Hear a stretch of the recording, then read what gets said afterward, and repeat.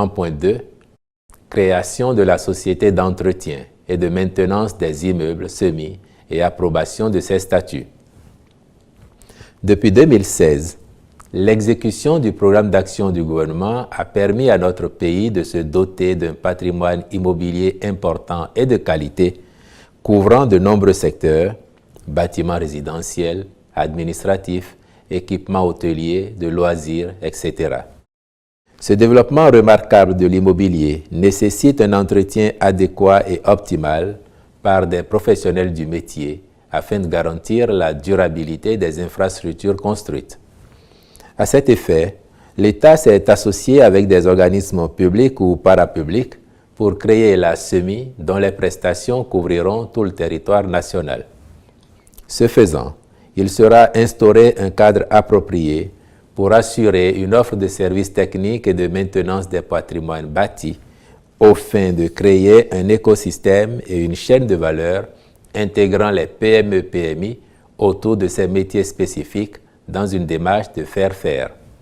Sont concernés les travaux d'étanchéité, l'entretien des voiries, la maintenance des installations électriques, de plomberie, de climatisation, l'entretien des espaces verts, les services de nettoyage, la sûreté et le gardiennage ou encore la maintenance des systèmes et installations techniques liés aux infrastructures physiques, vidéosurveillance, ascenseurs, etc. En adoptant les statuts de la société, le Conseil a instruit les ministres compétents à l'effet d'accomplir les diligences nécessaires au démarrage effectif de ces activités. Au titre d'autres mesures normatives, ont été adoptés les tests d'application de la loi numéro 2013-01 du 14 août 2013 portant Code foncier et domanial en République du Bénin, tel que modifié et complété par la loi numéro 2017-15 du 10 août 2017, ainsi que les décrets portant modalités d'application de la loi numéro 2022-28 du 7 décembre 2022 portant régime de prise en charge et de protection des personnes victimes en mission commandée ou de leurs ayants droit. Création, attribution, organisation et fonctionnement du cadre institutionnel de coordination, de suivi et de l'évaluation de la mise en œuvre de la stratégie nationale d'inclusion financière en République du Bénin.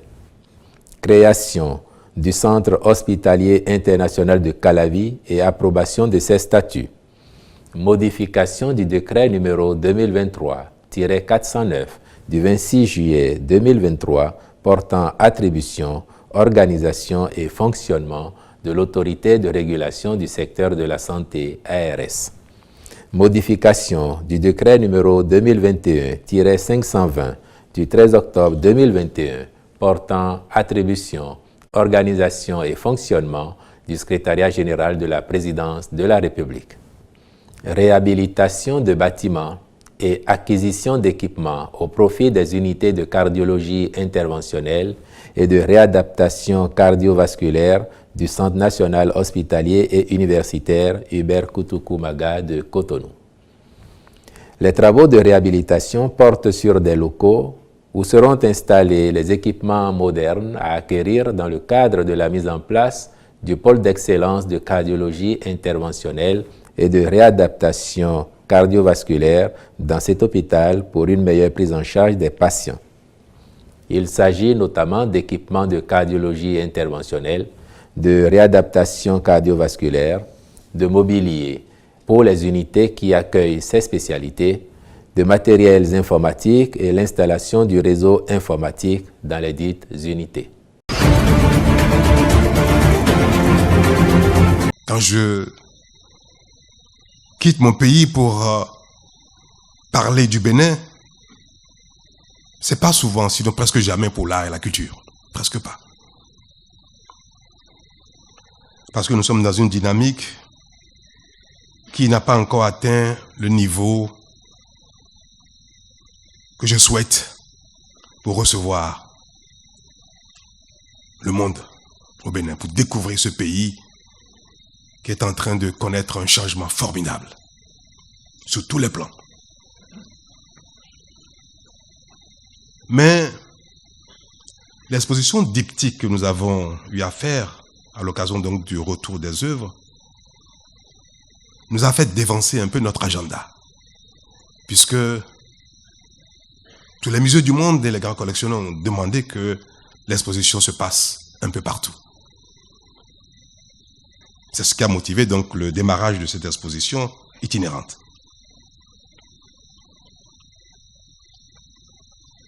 Mais ces œuvres sont arrivées ici en Martinique. Et je suis arrivé ici avec. Comme quoi, l'art est magique. Et quand il se révèle à vous, il vous révèle à vous-même. Et il vous amène là où il veut.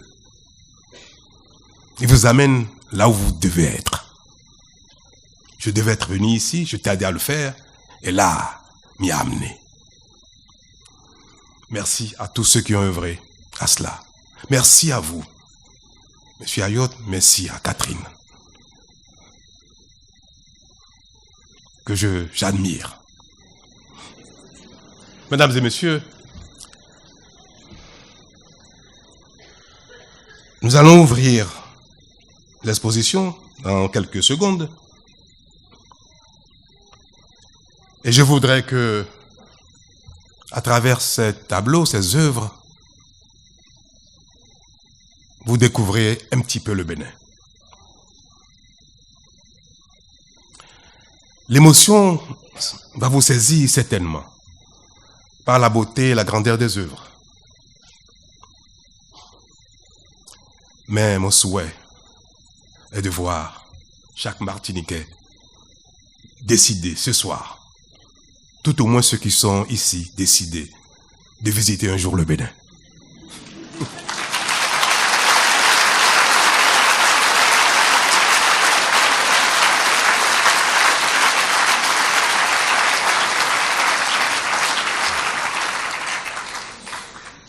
Peu importe qu'elle vous plaise.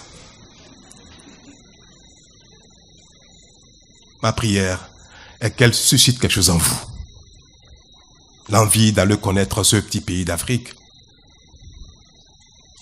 avec lequel vous partagez tous quelque chose.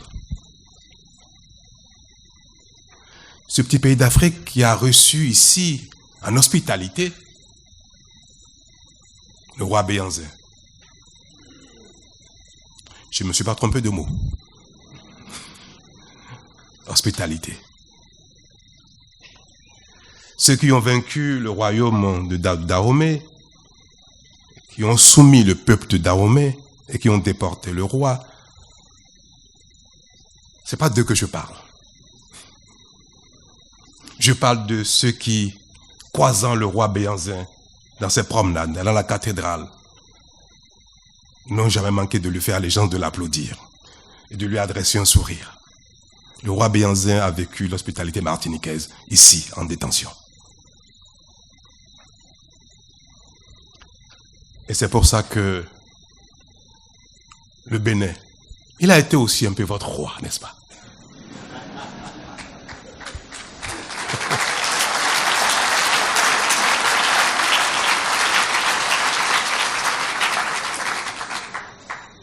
Eh bien, c'est pour ça que vous avez l'obligation de venir au Bénin.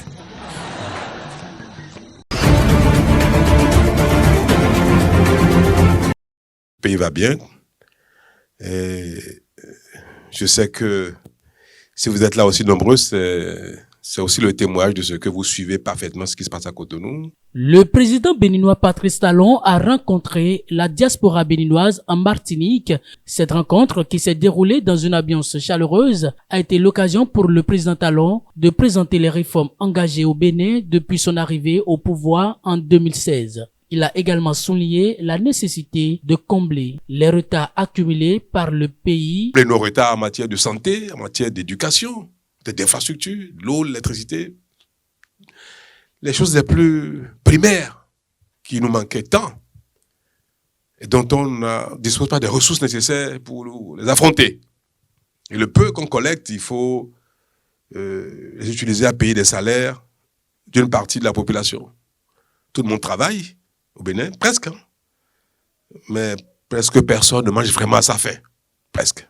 Et un pays dans lequel il n'y a pas d'électricité ne peut pas se développer, pas créer d'emplois. Et pourtant, la population grossit chaque année. S'il n'y a pas d'eau, on ne peut pas se développer, on ne peut même pas vivre en bonne santé. Si l'école ne fonctionne pas, le présent et l'avenir sont compromis. Donc il faut, dans tous les moyens, trouver les ressources pour faire face à ces besoins-là. Ça allait peut-être dur, mais on va passer le cap. Jusqu'à ce que on atteigne le seuil convenable pour partager les conforts de la vie. Les Béninois de la diaspora ont accueilli avec satisfaction les propos du président Talon. Ils ont exprimé leur soutien aux réformes engagées et leur volonté de contribuer au développement de leur pays d'origine. C'est avec un grand intérêt que nous suivons l'œuvre immense que vous accomplissez avec votre gouvernement. Et oui, la tâche n'est pas facile.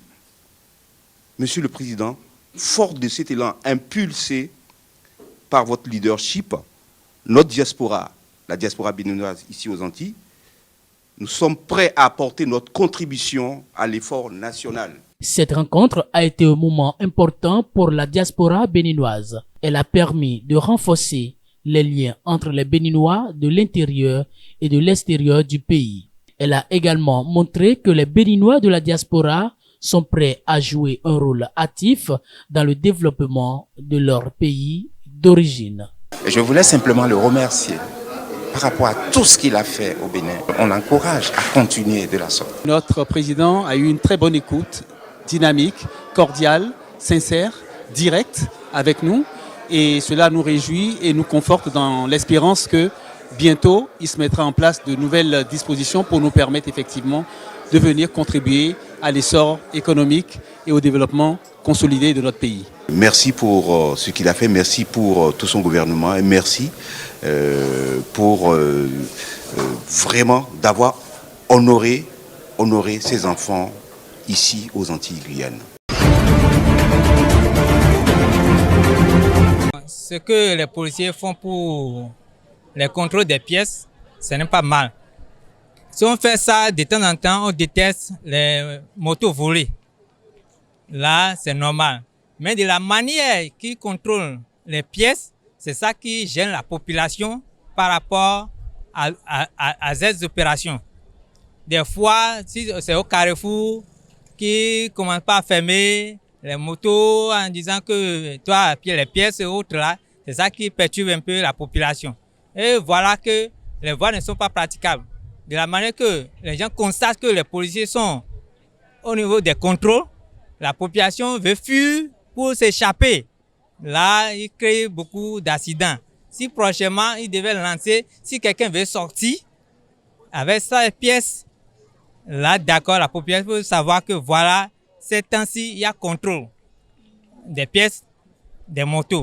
Là, ça peut avancer par rapport pour ne pas créer effectivement des accidents au niveau de la population. Je vois que l'opération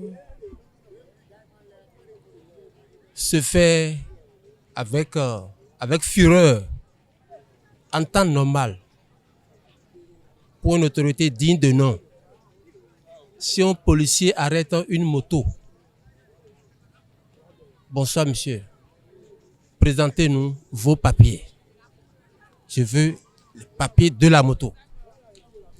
Aujourd'hui, la police ne demande plus rien. J'ai fait le constat plusieurs fois. La moto peut avoir une plaque. Tu as casque sur ta tête. On ne demande plus rien. On arrache seulement la moto. Et on fait appel aux chauffeurs gros porteurs de venir ramasser. Sans rien dire. Je vois des papiers en main. C'est pas bien.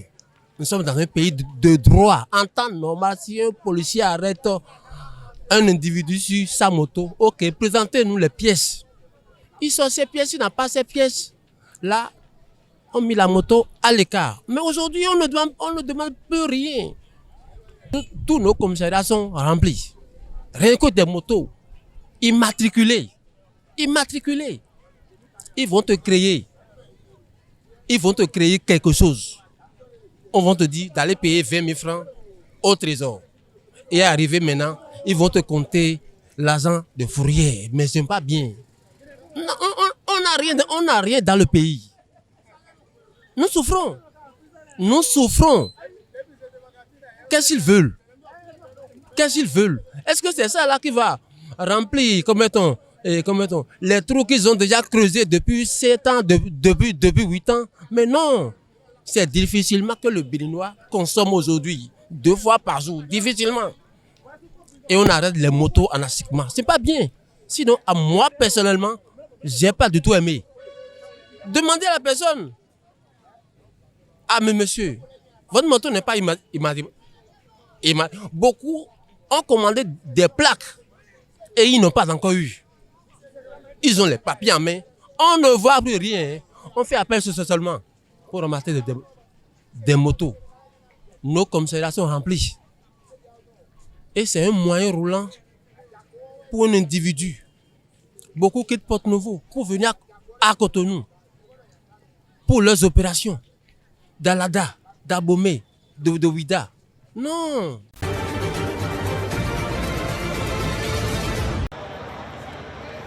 Des trains gratuits et des tickets de bus à demi-tarif au Nigeria, c'est le coup de pouce des autorités du pays pour la période des fêtes de fin d'année.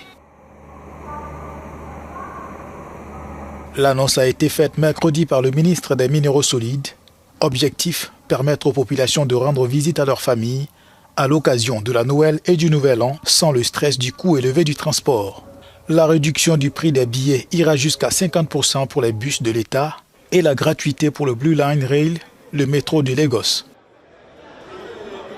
Ce cadeau de Noël est valable à compter de ce jeudi jusqu'au 4 janvier 2024. Le ministère des Transports assure que ce geste social ne prend pas en compte les transports aériens. Dans les médias locaux, le porte-parole du syndicat national des travailleurs du transport routier a déclaré que les opérateurs de bus devraient commencer à accorder les subventions tarifaires comme convenu. La période de décembre est habituellement charnière pour les voyages au Nigeria, avec le plus grand nombre de passagers aériens, routiers et ferroviaires.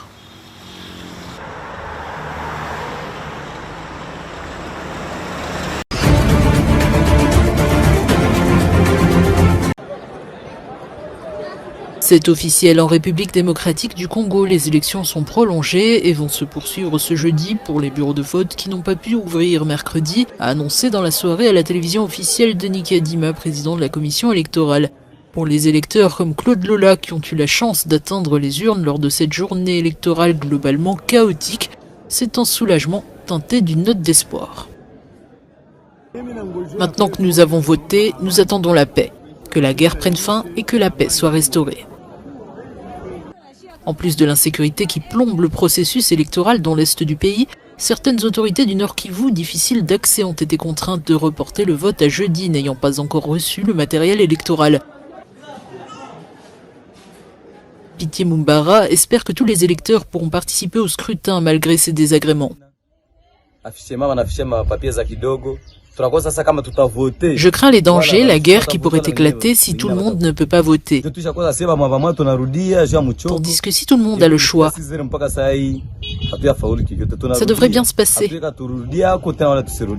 Pour Denis Mukwege, ces dysfonctionnements pourraient apporter une prise de conscience citoyenne.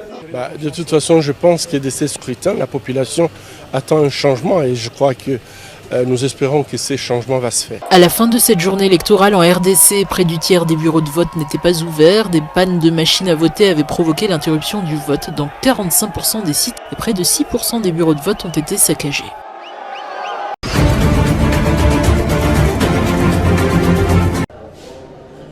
En République démocratique du Congo, l'heure est au dépouillement des votes de mercredi dans certains bureaux de vote à Lubumbashi, au sud du pays. La présidentielle oppose le président sortant Félix Tshisekedi à une opposition fragmentée qui dénonce chaos et irrégularité. Le scrutin de mercredi a été entaché de dysfonctionnements, du matériel de vote arrivé avec retard et des électeurs qui peinent à retrouver leur nom sur la liste électorale. Une situation qui a inquiété plus d'un, Laissons planer le doute sur la bonne tenue de ces élections qui concernent 44 millions d'électeurs pour 100 millions d'habitants dans une RDC aussi vaste que l'Europe de l'Ouest.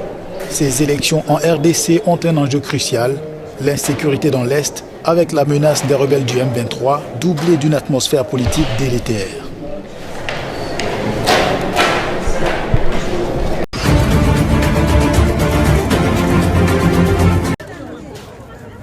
En Guinée, le bilan de l'incendie et de l'explosion du principal dépôt de carburant du pays est passé de 14 à 18 morts mardi soir. Le centre-ville de Conakry était toujours paralysé mercredi malgré l'annonce de la réouverture à minima des bureaux et la promesse d'une reprise des approvisionnements en gasoil sur tout le territoire. La commune de Kaloum, centre névralgique des affaires à Conakry, a été durement frappée dans la nuit de dimanche à lundi par le souffle de l'explosion qui a provoqué d'importants dégâts matériels et mis à l'arrêt l'économie. De nombreux pays ont exprimé leur solidarité aux victimes et au gouvernement guinéen. 24 secouristes sénégalais, dont 15 médecins militaires, sont arrivés à Conakry. Une équipe française d'assistance et d'appui et une autre américaine sont également sur place.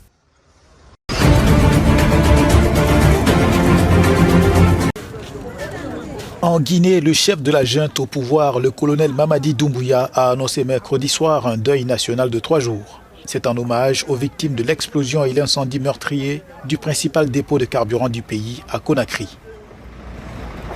Face à cette épreuve douloureuse qui affecte tout le pays entier, je décrète un deuil national de 3 jours en hommage aux victimes à compter du jeudi 21 décembre 2023. Durant cette période, le drapeau national sera en berne sur l'ensemble du territoire et dans nos représentations diplomatiques. Le centre-ville de la capitale était toujours paralysé mercredi après le drame survenu dans la nuit de dimanche à lundi. La commune de Kaloum, centre des affaires à Conakry, a été durement frappée par l'explosion qui a provoqué d'importants dégâts matériels et mis à l'arrêt l'économie nationale. Le chef de l'État a aussi annoncé la reprise de l'approvisionnement en gasoil dans le pays, bien que la restriction des camions-citernes soit maintenue.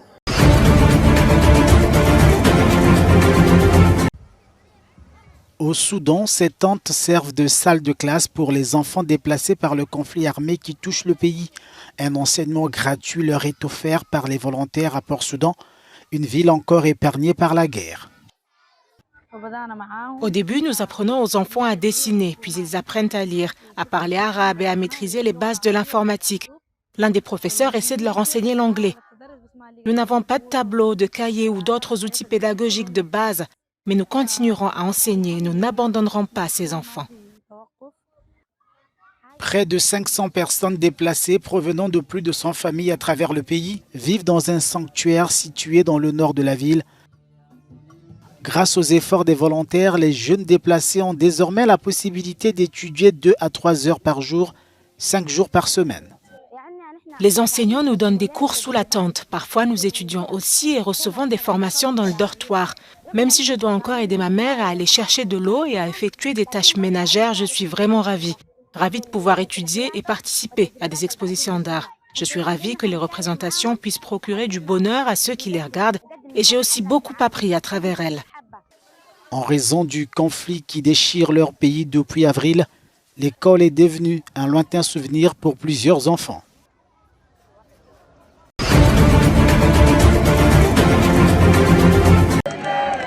Roya Assouna, 23 ans, joue de l'oud pour les enfants d'un camp à Rafah.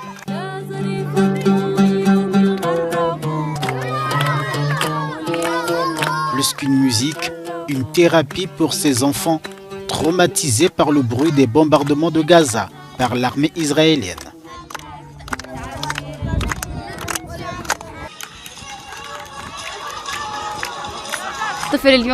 À partir du moment où un enfant intègre mon cercle musical, il ne perçoit plus le bruit des avions et c'est la meilleure chose que je puisse lui offrir. Il ignore le bruit des avions pour écouter le son de l'oud et il chante. Les enfants représentent la moitié des 1,9 million de personnes déplacées depuis le début de la guerre dans le territoire palestinien, selon l'ONU. Je vais vivre mon enfance comme nous l'avons vécu avant. Aujourd'hui, nous ne savons pas où aller. Nous n'avons ni eau, ni nourriture. Il n'y a rien.